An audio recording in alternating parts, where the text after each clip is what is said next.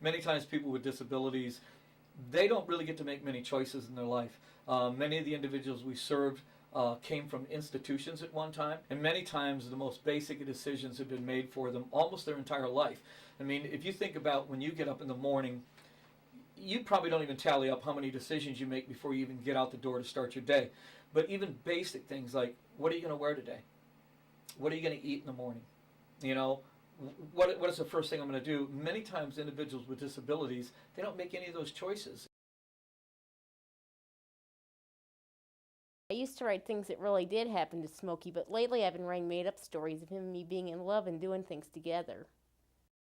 Alexis is a little reserved, but she has one very deep passion in her life, and that passion is Smokey Robinson. He kissed me twice at the very first of his concerts I ever went to, and twice more at the sixth one. And Mom and I got my picture taken with him at the concert where he and I first met.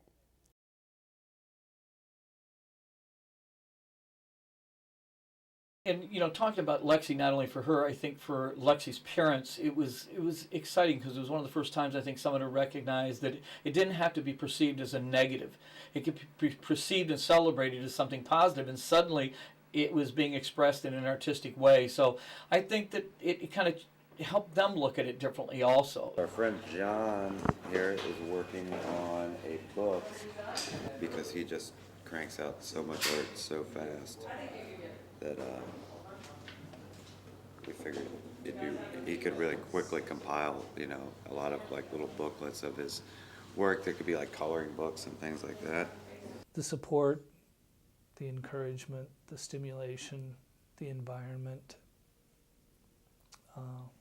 all those elements are something that, you know, I don't think any individual family would be able to provide for, you know, any family member. But I think what really makes our studio unique, and I don't see other studios doing, is we're a collaborative art studio. And what that in essence means is that we bring people, artists together that have disabilities and those without disabilities, and they collaborate on the artwork. Hey. Hey, how you doing over there? Yeah. Good. We got now. Why don't you over this? What Lex does is, if you've seen her down there, you know, she just writes these stories on a big sheet, and then, you know, it gets all cut up and folded and twisted and turned into a flower, so that, you know, the stories that she writes, and this is something that, you know, I've always sort of had a, you know, it just seems remarkable that it just becomes a kind of a graphic thing, you know, or part of the art, that the script is a squiggle rather than really a story, because it all gets cut into pieces and redistributed and gets incorporated with the whole texture of the work.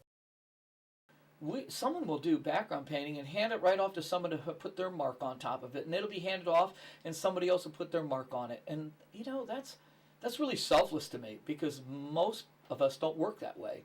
You know, we want ownership of what we do, and sometimes we don't share as easily. And you know, that's another really nice lesson of the studio, is just watching people be really open to sharing and collaborating.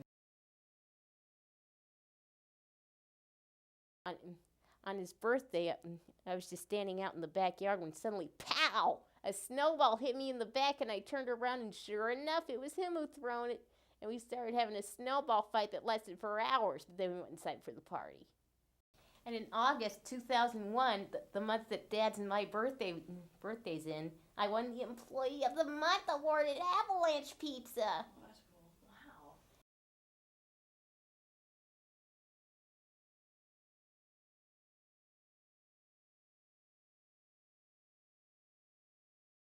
Don't let your perceptions be somebody else's limitations. So, you know, I've just learned that you have to be open all the time.